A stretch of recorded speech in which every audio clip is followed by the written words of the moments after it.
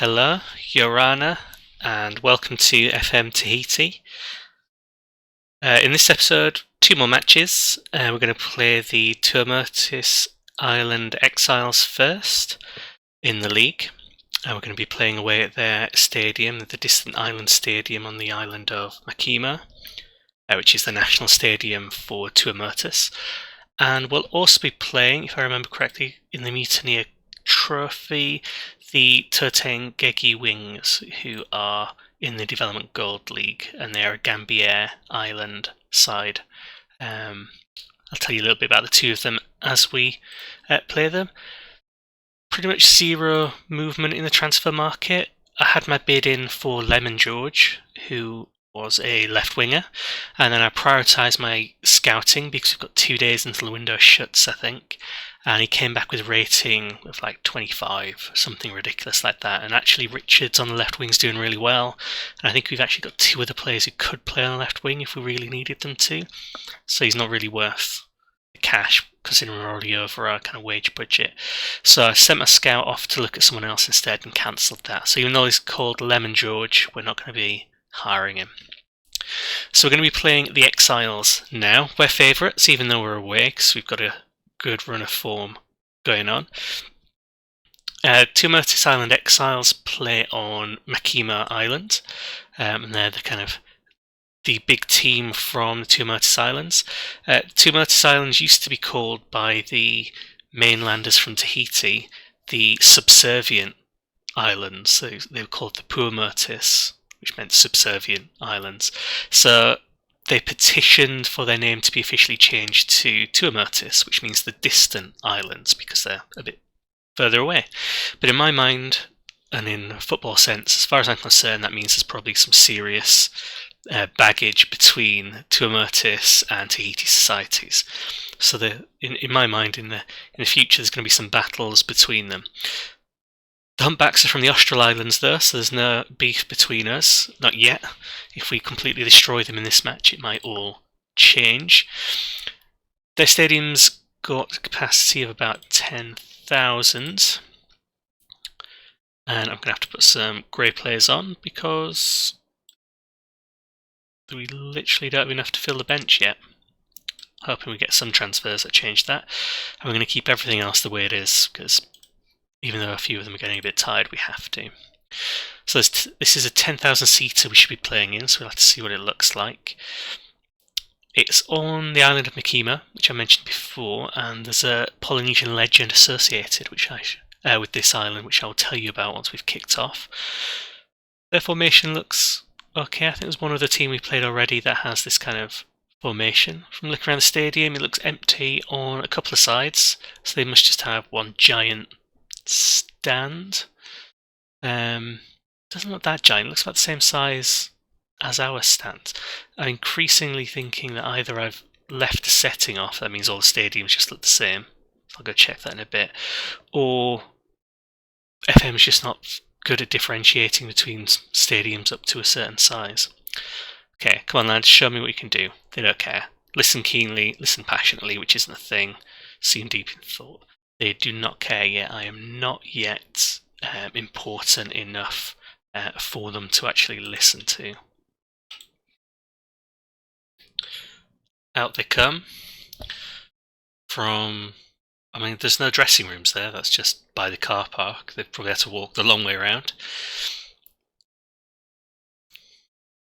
I kind of want to see the rest of the stadium. So they've got this end stand. It's the first place we've actually played out with an end stand.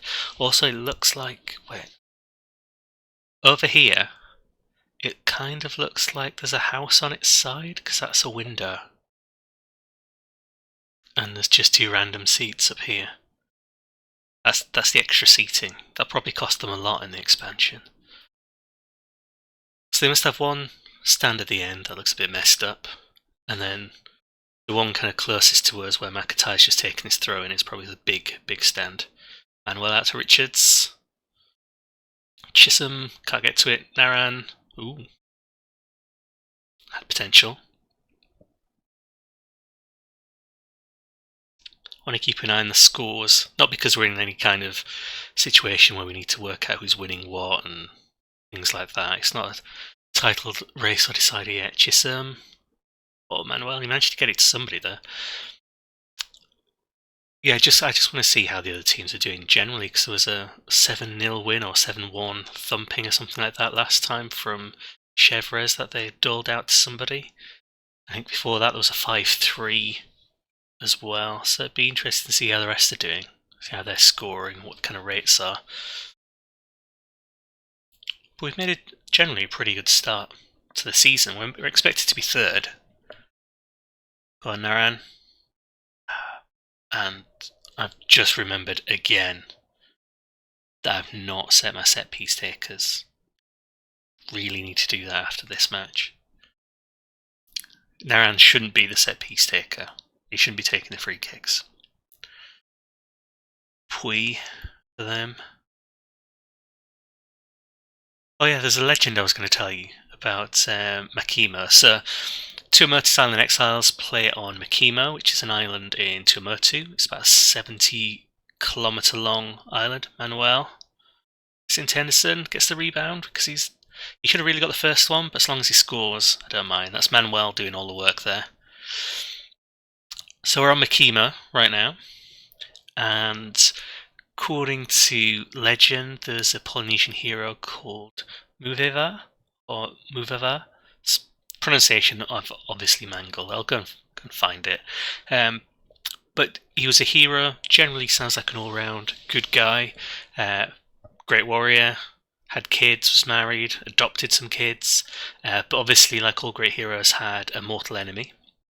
And he heard that his mortal enemy was going to try and set foot on his island, on Makimo. So what he did was he waited for him, and when he saw him approaching, he took off his magic belt. So this hero has a magic belt. He used it to make a sling, David and Goliath style. Found a nice smooth rock from by the bay in Makimo. Manuel pushing forward. Chisholm? Yeah, Chisholm's free. And knocks someone over. Yeah, I don't know what he's complaining about, it's obvious. Yes, he finds this nice smooth rock, and literally the moment his enemy puts foot on sand, he pelts this rock at him so hard it not only kills him instantly, the rock bounces off and lands in the lagoon in the centre of the island, which is where it's still meant to be today. So there you go. Violent, murderous hero protecting his island of Makimo. Henderson. I feel like we're better than them, with our 10 shots to 1. You'll need some kind of magic belt.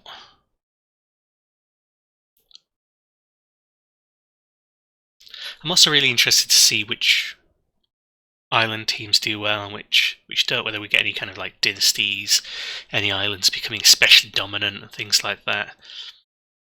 Oh, Manuel, no. There's not many back.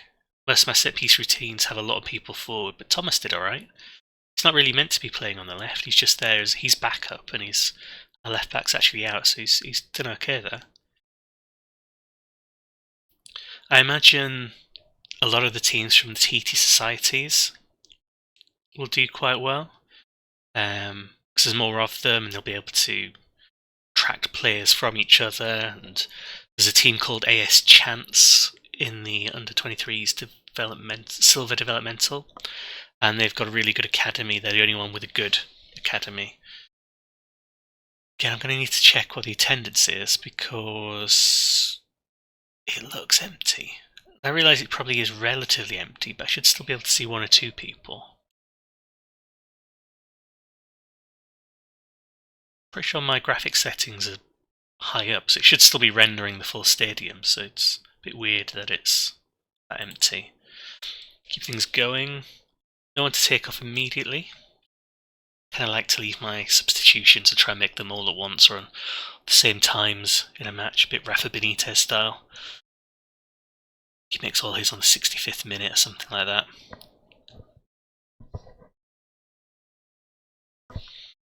No other big scoreline. San Pedro beating Madrid-Adios 3-1 so far. Everything else is a reasonable score. Tetaroa, so they play on an island that is leased out by Marlon Brando's family. True fact. They're meant to be the favourites for the title. So we'll need to keep an eye on them. And away, boot it long. Go on. Yeah, well, at least Chisholm got the second ball, but not quite how long ball's meant to work. Ooh. Oh, that was amazing. That was actually good football. I'm not entirely sure if Chisholm meant it, but see, does it look like he meant it? Okay, it's past one. Give him credit for that. Sees the run. That's the box-to-box midfielder getting through. I think Daniel Naran. I'll check, but I think he's the box-to-box one, which is why he's kind of bursting through that gap. Oh, we move up to first place. Maybe the title's on. Oh, 3-3 at Mahatani.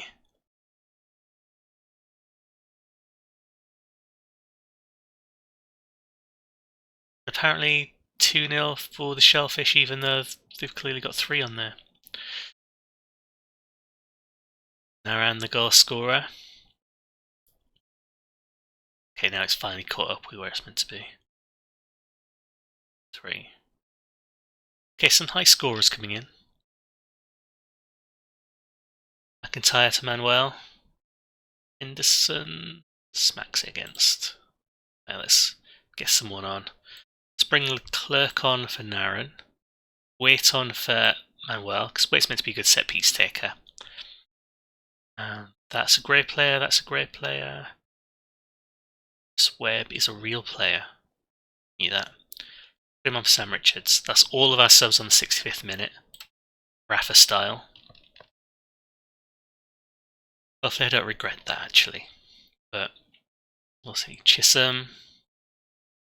Dispossessed. He gets in the right positions, he's just not a goal threat. Thomas in with the long ball. Well, long throw in. 5-3 now at San Pedro. Don't know who that was meant to be to. Oh, that was terrible missed header by my centre back. At least the shot was also terrible. So that's okay, we can live with that.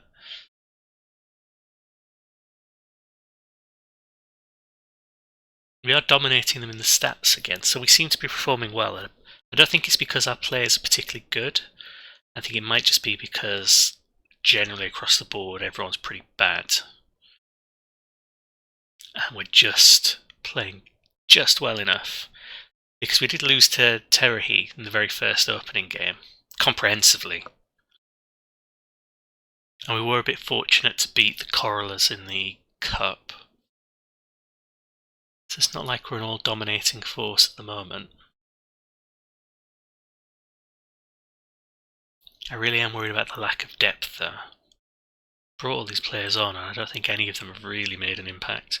Wait with his 3 kicks, straight into the wall. I keep talking about how good he is at free kicks, but he's yet to do anything good with them. Ooh, Webb smacks it against him. So far 2 of our subs, Waite and Webb, just smacked it against players. Good save by Hamish Bennett. Again, central defenders not being particularly good.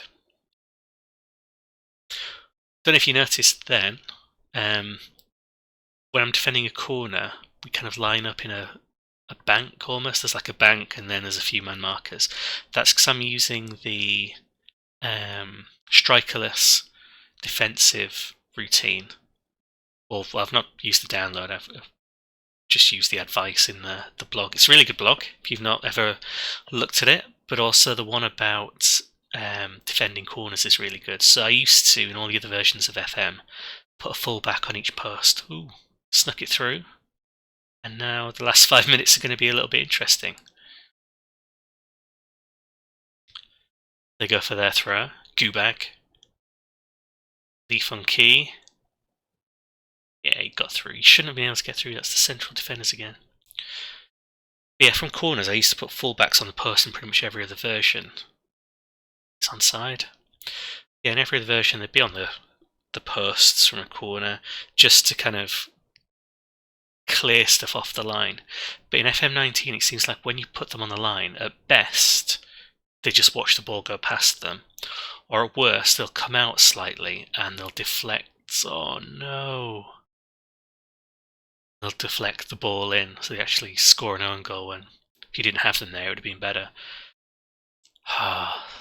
They've come back into it well, we'll give them that. It's a good long ball. That's a long ball we'd be proud of to Wasi. And the thing is, that's a really good finish, but you didn't even need to do that. You had the number 9 over that you could have asked it to, because our defence is terrible. I think maybe I need to go back to the scout priorities and just get the centre-back scouted. Webb, straight at Jordan. Maybe I should have left Richards on, instead of giving him the rest. Maybe Richards would have been a better shout instead of Webb. Go on, boot it away. Chisholm, he's going to go straight at the keeper. Oh no, he scored! That's what I need to do from now on. Every time he's one-on-one, he's going to shoot. I'm just going to say straight at the keeper, and that'll happen. So we have snatched... I don't want to say we've snatched victory from the jaws of defeat there, because we've still got enough time left for us to cock it up. That was a good finish. There have been plenty of easier finishes that he's completely messed up. Now he's onside. I don't have VAR switched on for any of these leagues. I've left it off just because I don't want to have to sit through it. I don't know if it is on for the OCL, because I've obviously not played in the OCL yet. I don't know if it's the default. We also kind of figured that our secret billionaire who's invested millions into the infrastructure probably didn't waste much on VAR. At this level, it might change the outcome of a match, but that's not going to be the equivalent of changing the outcome of a match that's worth millions and millions, as it potentially is in Europe. And do I just clear it? Or hold on to it? Or do that, get it to Chisholm? Straight at the keeper? Nah. Deflect. Maybe straight at the keeper thing's not going to work.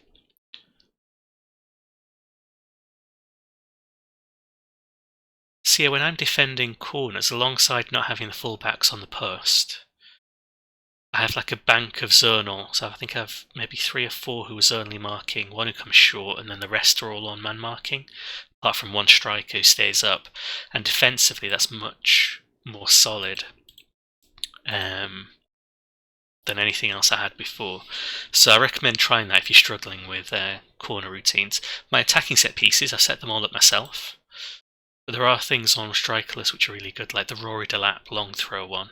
I already had something similar set up because I like the hoofball approach. Shellfish, who we beat in the past, won 4-1. San Pedro finished 5-3.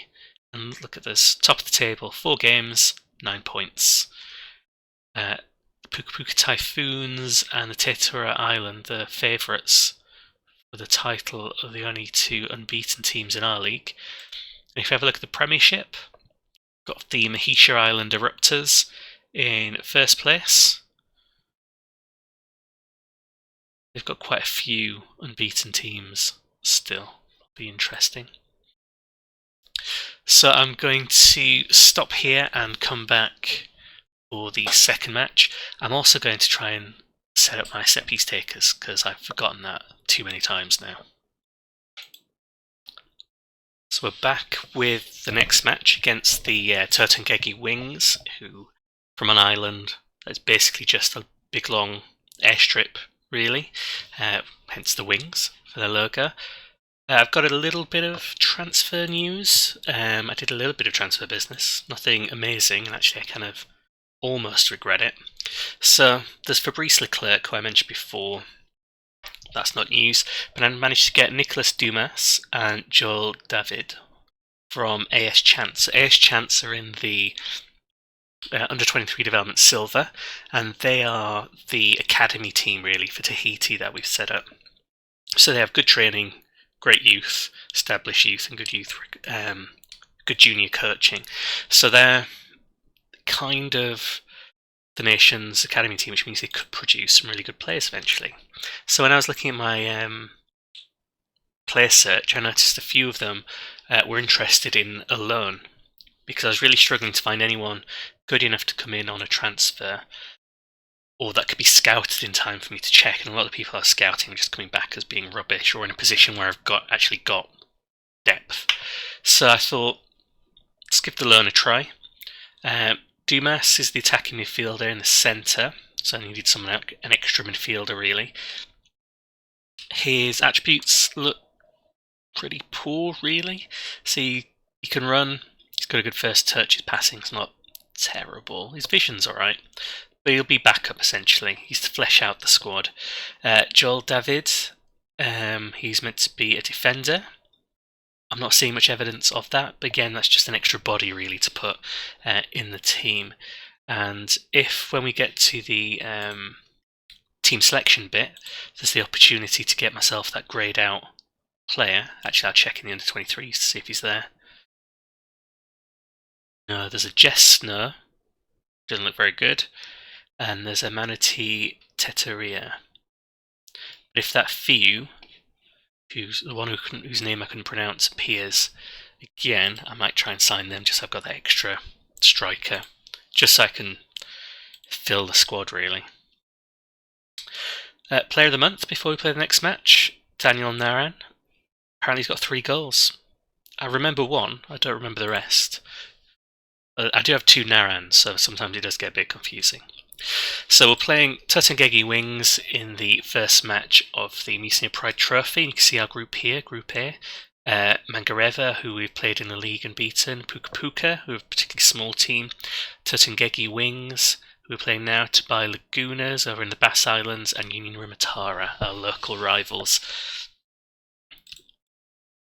Only one goes through to the final, so I am hoping that we can make an impact and make sure we don't drop any points too quickly, so we've got a good chance of getting to that final. There's no money to be won unless we win the final and we get into the Shield of Pride where there's a little bit of money, but it would be good just to get into winning ways. So you got 4-4-2 as well. Do like the colour of the kit as well for the wings. We'll have to see how they do. I mean, I'm reasonably optimistic. Richards. That was a top tackle from Winchester, it looked like. If Winchester plays well, I might scout them. Yeah, I'm reasonably optimistic. Just really depends what kind of form they're in as well, because Chisholm can score, Henderson can score. I can't rely on them to score in situations where they should score, but they can do it. Richards out. Just need to clear it out. I'm good at blocking it. Manuel. I think Manuel and Richards might be my favourites so far. Look at that link-up play between them. Back in Henderson. Boom. Richards gets the assist. Manuel gets the assist of the assist, which I think really should be a stat in this. I think it's in basketball and stuff, isn't it? The second assist. So that's a good ball. It's in space. He just crosses it in for Big Henderson to almost miss it. Almost skied it. I've seen worse misses. For a second in the league, Mangareva are beating Rimatara. We know we can beat Mangareva from playing in the league. We've got it in us. Puka Puka are getting ahead against Tabai.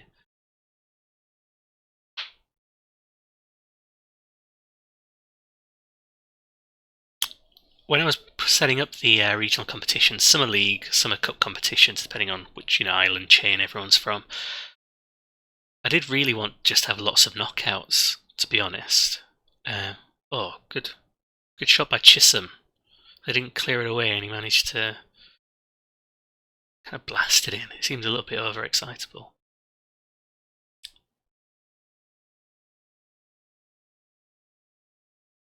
Yeah, again, that seemed to speed up mid-air. I think he's broken the laws of physics at some point there. Yeah, I wanted this to be more of a knockout rather than a league system. Some of them, because eventually when the teams get better and better and they start to pull away from each other in terms of ability, it'll get harder and harder for the smaller teams to compete the regional cups, because everyone competes. They're not optional. But with some of the team numbers as it stands, it's just not possible. Oh, that's a good goal. They've still got life in them. long range. Standard. That pass was a bit weird, but Anderweg just didn't get it out far enough. Keeper flapped it a little bit. Nobody did particularly well there apart from their striker. 2-1's fine.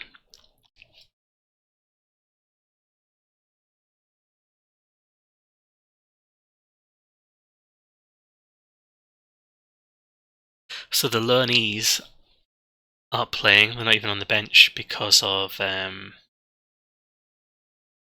fact they're on international duty with the Tahiti Societies under 19s. I was going to say under 29s then for some reason, I don't know why. Which is kind of promising that they've got that ability to be called up, but at the same time there's also not that many players in the database yet, so they could be rubbish, but the best of a bad lot in that sense. But AS Chance should be a good team to kind of poach from, generally, if you just want good players. But I want to resist the urge to do that permanently, unless they're an amazing player, because I want the Austral Island players to come through to be good. So whilst I'm here with the Rorotu Humpbacks, I want... Oh, Henderson. I want them to do really well. So I want to promote our own youth, essentially, and get them going. We can see over into the car park. There's a ambulance in the second level of the car park. We can see this little flag here. That's the Austral Islands flag. Representing. Yes, I want the Austral Islands to do better, so I kind of want to make sure our own youth come through. And that if we are poaching players, that we poach them from other Austral nations so we can develop them. I think Cleon has a guide about how to develop and build up a nation, which I think after this match I'm probably going to go away and read and double check. Some of it is to do with how you sort of share money amongst the other teams. So if you've got players that aren't quite making it for your team, you'll sell them, but you'll maybe cut down price with a sell on, that kind of thing. So you're not pricing the rest of the league out of your players, which then means they get played, they get bought, they get played, and then your nation develops further. I am hopeful though for some international success. Manuel smacked it against the post and then lashes out afterwards. I might bring him off just to rest him, because if we didn't win this cup, it wouldn't matter. The board, I don't think, care at all about this competition. So I can save Manuel for a bit. I'll probably bring on Webb, either Leclerc or Webb and Williamson, because he's... Actually, no, Williamson's injured, he's just filling the bench. Bring him back gradually. I was thinking of just using him to replace Henderson, but Henderson's actually starting to score. He's not exactly banging him in, but one goal every other game will do at the moment. Also, I think Henderson might just be very tall, defending massively well. Did he just chop him down?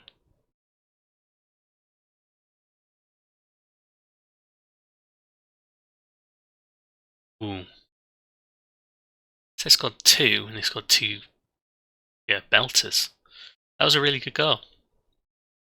I mean, I think I might have to change how I defend some of the set pieces. So there wasn't really anybody there to stop the long shot. We were more bothered about what's going on in the box. Chisholm. Oh, there we go. Doesn't matter. Score all the long-range ones you want. Henderson and Chisholm are just going to tap them in. And wait, the substitute has managed to set that one up. That's quite nice. I have the suspicion that Naran might have been offside at one point there. Yeah, just in the corner. Sends it the wrong way. Left-footed as well. That's how good Chisholm is. Oh yeah, more subs. Bring on Leclerc for Daniel. And Webb on for Richards.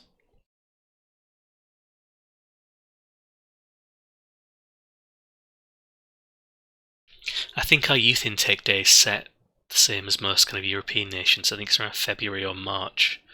that they'll come through, so they'll only really be here for the end of the season. Don't know where Chisholm was sending that.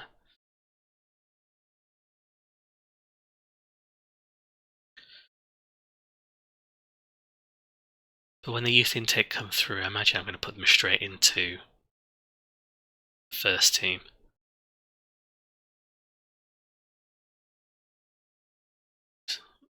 That was almost a third long-range goal.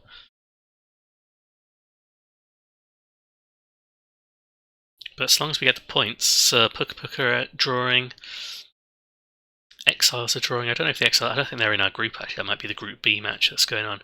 Rematara losing. Vines and Jupiters are drawing after what looks like a slightly violent game.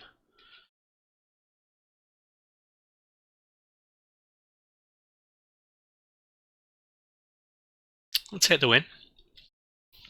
So it's almost the end of this episode then.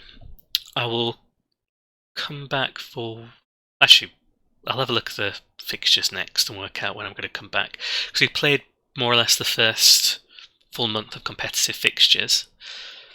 And now I'm going to start separating some of the games. So instead of recording and playing all of them, I'll probably do 2 on, 2 off or something like that. I'll come back for certain key games just to move us through the season a little bit more. Because I am pretty eager to get that youth intake, which is why I keep rambling on about it. 3-2. Say well done, because actually those long range shots, the only way we could have done anything about them is if I told them what to do. But actually got them to defend properly against those. Chisholm with his 2. It's not getting... I mean... He looks like he should be okay, but...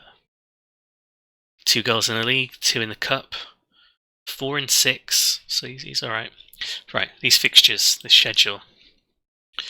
So we have Motu1 at home, then San Pedro, and Tubai Laguna. So I'll probably come back for Motu1, because it's the Inter-Island Cup. And then I might come back for the TV match with Chevres, so I'll play the 2 in between afterwards. So thanks for watching. If there are any issues with the kind of sound or editing for this one, I'll let you in on a secret. My computer crashed horribly in the middle, so this is the second time I've had to play the Wings match.